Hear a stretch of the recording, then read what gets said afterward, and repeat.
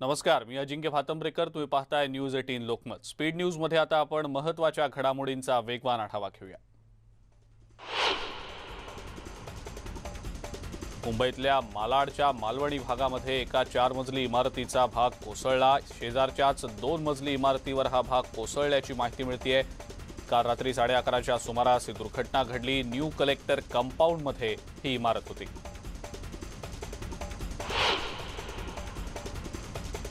मालाडच्या मालवणीमध्ये घडलेल्या या दुर्घटनेमध्ये आतापर्यंत 11 जणांचा मृत्यू झालाय तर 6 जण जखमी आहेत. मृतांमध्ये 6 मुलांचा समावेश असल्याची माहिती आहे.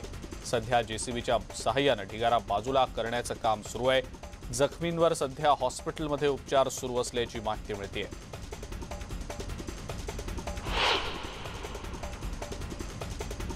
पिंपरीमधल्या महापालिका हॉस्पिटलमध्ये ऑक्सिजनची गळती झाल्याचं समोर आलेलं आहे. वायसीएम रुग्णालयात ही घटना घडलेली आहे. एका टाकीतून दुसऱ्या टाकीत ऑक्सिजन भरताना प्रेशर वाढल्यानं सेफ्टी वॉल लीक झालं आणि यानंतर मोठ्या प्रमाणात ऑक्सिजनची गळती झाल्याचं बघायला मिळालं.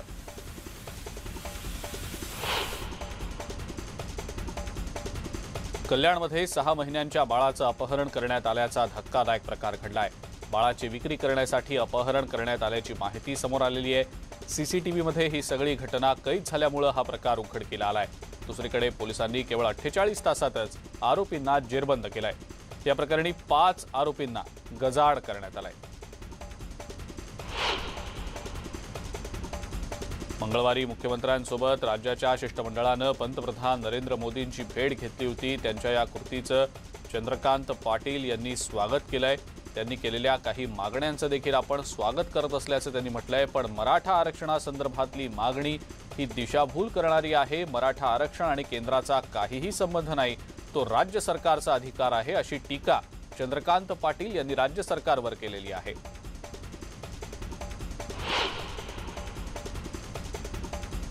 केंद्र सरकारनं केलेल्या कायद्यानुसार शेतकरी माल विकू शकतो, मात्र त्यांचं नुकसानही होऊ शकतं, असं मत बाळासाहेब पाटील यांनी व्यक्त केलंय. त्याचबरोबर एपीएमसी पद्धत सुरू राहणार असल्याचंही त्यांनी सांगितलं. येत्या अधिवेशनात कायदा संमत करून याबाबत चर्चा केली जाईल, अशीही माहिती त्यांनी दिलेली आहे.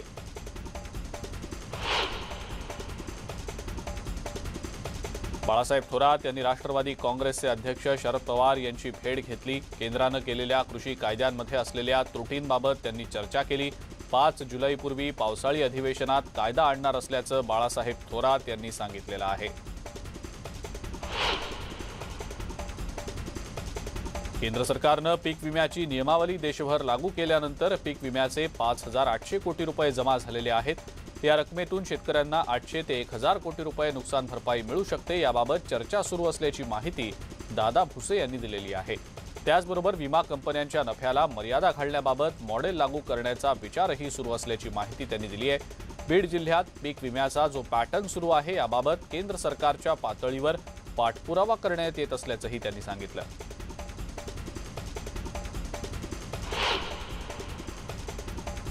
ठाकरे सरकार हे शेतकरी विरोधी असल्याची टीका माजी कृषी मंत्री अनिल बोंडे यांनी पुण्यामध्ये घेतलेल्या पत्रकार परिषदेत केली आहे. 2019 आणि 2020ची तुलना करत 2019 मध्ये फडणवीस सरकार असताना विमा कंपन्यांना 1,007 कोटी रुपयांचा तोटा झालेला होता.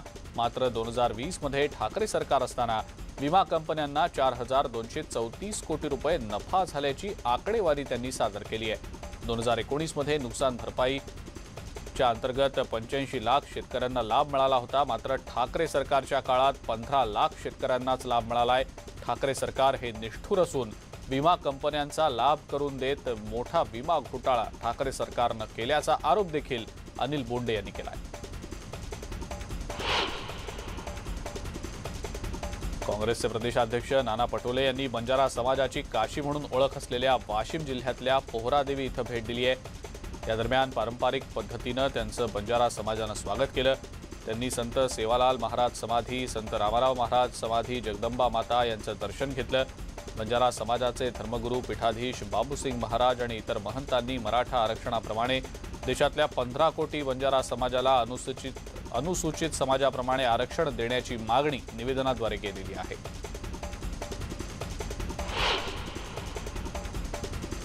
पुण्यामध्ये दिवसभरात 311 नव्या रुग्णांची भर पडलेली आहे तर 456 रुग्णांना डिस्चार्ज दिला गेलाय.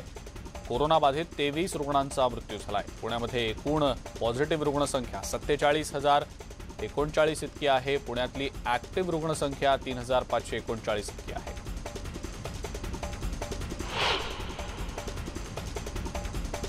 कोल्हापुरामध्ये व्यापारी आक्रमक झाले। दुकानं सुरू करण्यासाठी व्यापारी रस्त्यावर उतरल्याचं दिसलं। आम्ही सगळी नियमावली पाळतो, मग दुकानं बंद का, असा सवाल त्यांनी उपस्थित केलाय। भांडी, कपड्याची दुकानं आणि इतर दुकानं सुरू करण्याची मागणी सुद्धा व्यापाऱ्यांनी केलेली आहे। कोल्हापुरात सध्या अत्यावश्यक सेवेतल्या दुकानांनाच परवानगी दिली गेलेली आहे।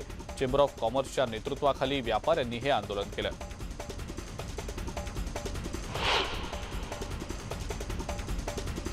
बीडच्या कृषी केंद्र चालकांकडून बियाण्यांची कृत्रिम टंचाई निर्माण करत बियाण्यांची चढ्या दरानं विक्री केली जाते। त्यामुळे बीडच्या माजलगावमध्ये शेतकरी कामगार पक्ष आक्रमक झालाय।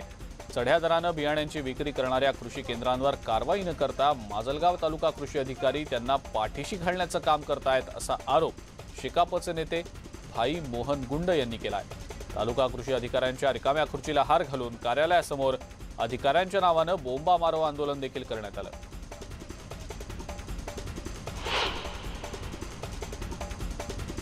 मुळशी अग्नितांडव प्रकरणी कंपनीचा मालक निकुंज शहाला 5 दिवसांची पोलीस कोठडी सुनावण्यात आलेली आहे। आरोपी निकुंजचे वडील बिपिन जयंतीलाल शहा हे आजारी असल्यानं तर केयूर बिपिन शहा दुबईत असल्यानं ते हजर राहू शकलेले नाहीत। कंपनीला लागलेल्या या आगीमध्ये 17 कामगारांचा मृत्यू झाला होता।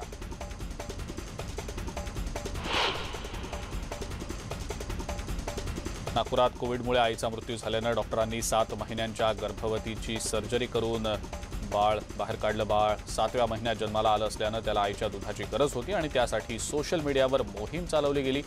नागपूरमधल्या मॉम्स क्लब या फेसबुक पेजवर आणि breast feeding support for Indian mother या इंस्टाग्राम पेजवरची माहिती टाकण्यात आली। परिस्थितीचं गांभीर्य लक्षात घेत आसावरी रत्न पारखी आणि ॲडव्होकेट भूमिका करमचंदानी या 2 मातांनी मदतीचा हात पुढे केला।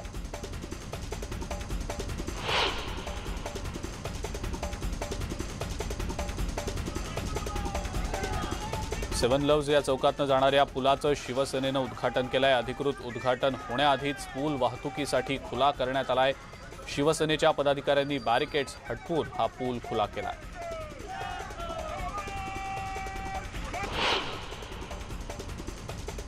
जळगावमधल्या वरणगाव नगरपालिकेवर भारतीय जनता पार्टीची सत्ता होती। 5 वर्षांचा कालावधी संपल्यानंतर कोरोनामुळे या ठिकाणी प्रशासक नेमले गेले। भाजपची सत्ता असताना तत्कालीन नगराध्यक्ष सुनील काळे यांनी पाठपुरावा करून 24 तास पाणी पुरवठा योजना मंजूर करून आणली, पण राज्यातील भाजपचं सरकार गेलं आणि या सरकारनं या योजनांवर स्टे ऑर्डर आणली। त्यामुळे ही योजना रखडली आहे। पिण्याच्या पाण्यासाठी वरणगाव नगरपालिकेच्या समोर भाजपच्या वतीनं आंदोलन करण्यात आलं। सुनील काळे यांच्या प्रयत्नातनं स्टे ऑर्डर उठवून या योजनेची वर्क ऑर्डर निघाली, टेंडर निघालं, परंतु अद्यापही ही योजना सुरू झालेली नाही। नियमितपणे 6 दिवसानंतर वरणगाव शहराला पाणी पुरवठा होत होता, परंतु गेल्या काही दिवसांपासून 12 दिवसांनी शहराला पाणी पुरवठा होतोय। त्यामुळे संतप्त महिला आणि नागरिकांनी धरणगाव नगरपालिका प्रांगणात आंदोलन केलं।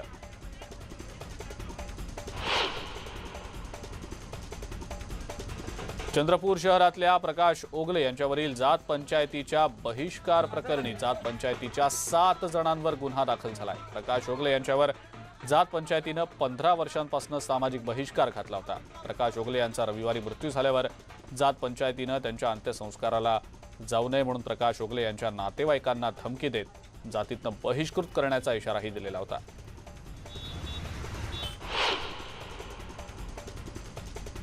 धुळे जिल्ह्यातल्या बुरझड गावात शरद उत्तम पाटील यांच्या कांदा चाळीवर वीज पडून 300 क्विंटल कांदा भाजून खराब झालेला आहे।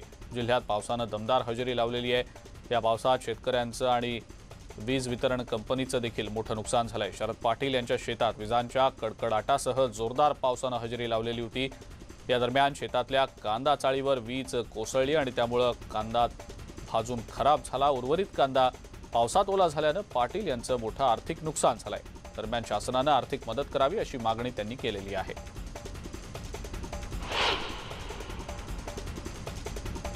बुलढाणा जिल्ह्यातल्या खामगाव शहरात योगीराज फ्लोअर मिलवर रात्री कृषी विभागाच्या एका पथकानं धाड टाकली। या फ्लोअर मिलमध्ये सोयाबीनवर प्रक्रिया करून त्यांची शेतकऱ्यांना बियाणं म्हणून विक्री केली जाणार असल्याची तक्रार कृषी अधिकाऱ्यांना मिळालेली होती। त्या आधारे ही धाड टाकली गेली। या धाडीत 90 क्विंटल सोयाबीन आढळलं। त्याचा पंचनामा करून काही नमुने अधिकाऱ्यांनी तपासणीसाठी गोळा केलेले आहेत। या तपासणीनंतर या फ्लोअर मिल्क मालकावर कारवाई होणार असल्याचं अधिकाऱ्यांनी सांगितलं आहे। या प्रकरणामध्ये नेमकी काय कारवाई होते याकडे सर्वांचं लक्ष लागलंय। लासलगाव कृषी उत्पन्न बाजार समितीत गेल्या 75 वर्षांपासून सुरू असलेल्या अमावस्येला कांदा लिलाव बंद ठेवण्याची प्रथा मोडीत काढण्यात आलेली आहे। अमावस्येला कांदा लिलाव सुरू केले गेलेत। अमावस्येच्या दिवशी चांगलं काम करू नये ही अंधश्रद्धा असून ही प्रथा मोडीत काढण्यात आली आणि कांदा लिलाव सुरू ठेवण्याचा बाजार समितीनं चांगला निर्णय घेतल्याचं मत अनेक शेतकऱ्यांनी व्यक्त केलं। बुलढाणा जिल्ह्यातल्या अमदापूरमध्ये जुन्या प्रकरणात पोलीस कारवाईसाठी पोलीस स्टेशन समोर उपोषणासाठी बसलेल्या श्याम राऊत नावाच्या इसमानं अमदापूर पोलीस स्टेशन समोरच विष प्राशन केल्याची धक्कादायक घटना घडली। त्यानंतर श्याम राऊत याची प्रकृती चिंताजनक असल्यानं त्याला बुलढाणा इथल्या जिल्हा रुग्णालयात उपचारासाठी दाखल करण्यात आलेलं आहे।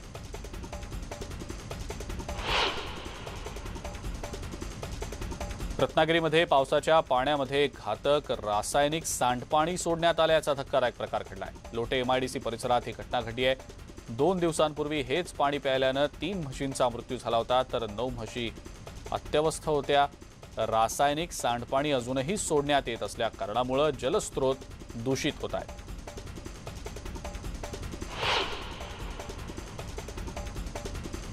मुंबईमध्ये बुधवारी पावसानं दमदार हजेरी लावलेली होती। मुंबईतल्या सायन भागामध्ये साचलेल्या पाण्याची विरोधी पक्षनेते प्रवीण दरेकर यांनी पाहणी केली। दरेकर यांनी मुंबईतल्या वेगवेगळ्या भागांमध्ये जाऊन पाहणी केली आहे। पाणी साचल्यामुळे अनेक ठिकाणी मोठ्या प्रमाणात वाहतूक कोंडी झालेली होती।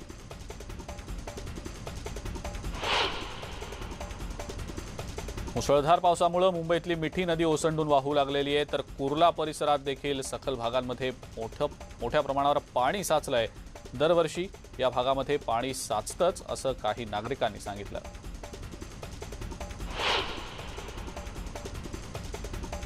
मुंबईमध्ये पुढच्या काही तासांमध्ये मुसळधार पाऊस पडणार असल्याचा अंदाज हवामान खात्यानं वर्तवलाय। मुंबईला रेड अलर्ट देखील दिला गेलाय। बुधवारी झालेल्या पावसामुळे अनेकांनी आपापली वाहनं चेंबूर सांताक्रूज लिंक रोडवर असलेल्या पुलावर उभी केलेली आहेत।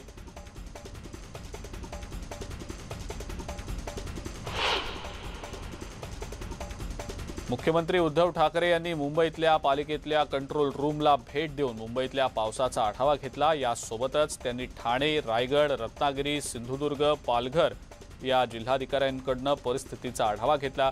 मुख्यमंत्र्यांनी प्रशासनाला तातडीनं पावलं उचलण्याची आणि जिथं आवश्यक आहे तिथं मदत कार्य सुरूच राहील हे पाहण्याची सूचना केलेली आहे। कोविडसह इतर कोणत्याही स्वरूपाच्या रुग्णसेवेत अडथळा निर्माण होणार नाही याकडेही लक्ष देण्याच्या सूचना मुख्यमंत्र्यांनी केलेल्या आहेत।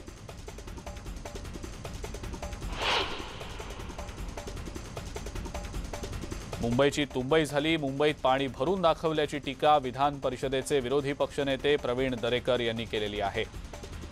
2017 मुंबईत पाणी तुंबल्यास मुख्यमंत्री जबाबदार असणार असं वक्तव्य अनिल परब यांनी केलेलं होतं। त्याला प्रत्युत्तर देताना मुंबईमध्ये पाणी भरलं त्याला मुख्यमंत्र्यांना जबाबदार ठरणार का असा सवाल सुद्धा दरेकर यांनी आता उपस्थित केला आहे।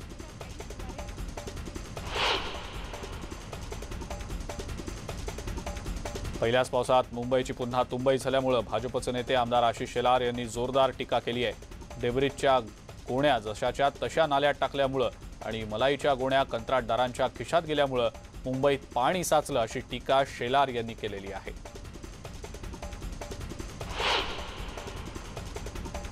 मुंबई ही देशाची आर्थिक राजधानी असून पावसामुळे मुंबई तुंबणं योग्य नसून जर आम्हाला जबाबदारी मिळाली तर आम्ही मुंबई चांगली करून दाखवू असं काँग्रेसचे प्रदेशाध्यक्ष नाना पटोले यांनी म्हटलंय।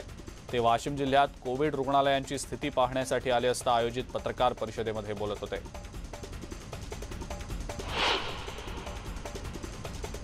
मुंबईच्या महापौर किशोरी पेडणेकर यांनी आपत्कालीन व्यवस्थापन विभागाला भेट दिली। हाय टाईड, सतत पडणारा मुसळधार पाऊस आणि त्यामुळेच पाणी तुंबल्याचंही त्यांनी सांगितलं। हिंदमाता प्रकल्पाला कोरोनाच्या अडथळ्यांमुळे उशीर झाला मात्र आम्ही ही कारणं देणार नाही असंही पेडणेकर यांनी म्हटलं। निष्काळजीपणा जर होत असेल तर कारवाई देखील होईल अशीही माहिती महापौरांनी दिलेली आहे। मॉन्सून 15 जूनपर्यंत महाराष्ट्र व्यापून टाकेल अशी माहिती हवामान खात्यानं दिलेली आहे। तसंच महाराष्ट्रानंतर मॉन्सून उत्तर प्रदेशात धडकणार असल्याची माहिती सुद्धा हवामान खात्यानं दिलेली आहे।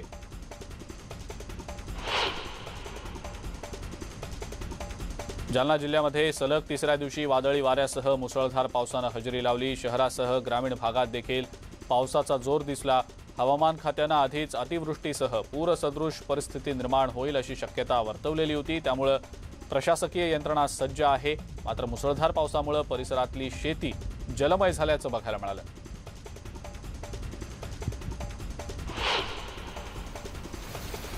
धुळे शहरासह जिल्ह्यातल्या अनेक भागामध्ये दमदार पावसानं हजेरी लावली। सकाळपासून जिल्ह्यात ढगाळ वातावरण होतं, मात्र दुपारनंतर अचानक ढगांच्या गडगडाटासह जोरदार पावसाला सुरुवात झाली। जिल्ह्यातल्या आढे गावातील शेतकरी गोपीचंद सनेर यांचा वीज पडून दुर्दैवी मृत्यू झाला, तर वाडी खुर्द गावातील शेतकरी पंडित धनगर यांच्या 2 बैलांवर वीज पडल्यानं त्यांचाही मृत्यू झाला।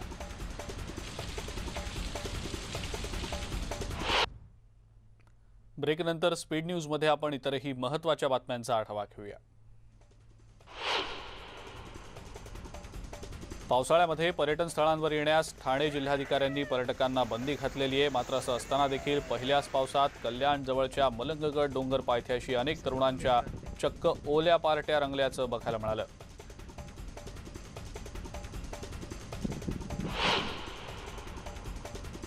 पुणे जिल्ह्यातल्या आंबेगाव तालुक्यातील पूर्व भागात वैदवादी परिसरात शंखी गोगलगायींचा प्रादुर्भाव आढळल्यानं पिकांना मोठा धोका निर्माण झालाय।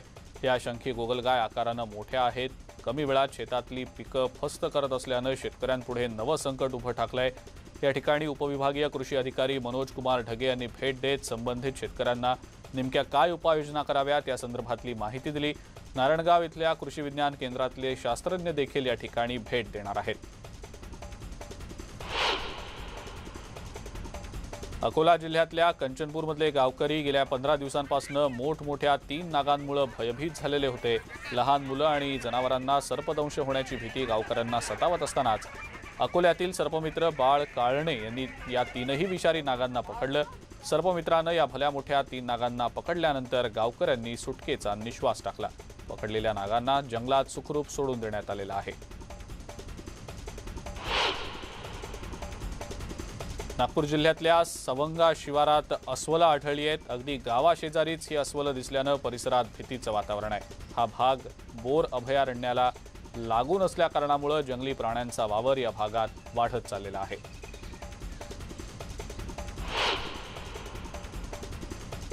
आणि या सगळ्या महत्त्वाच्या बातम्यांसोबतच स्पीड न्यूजमध्ये वेळ झाली इथंच थांबण्याची। नमस्कार।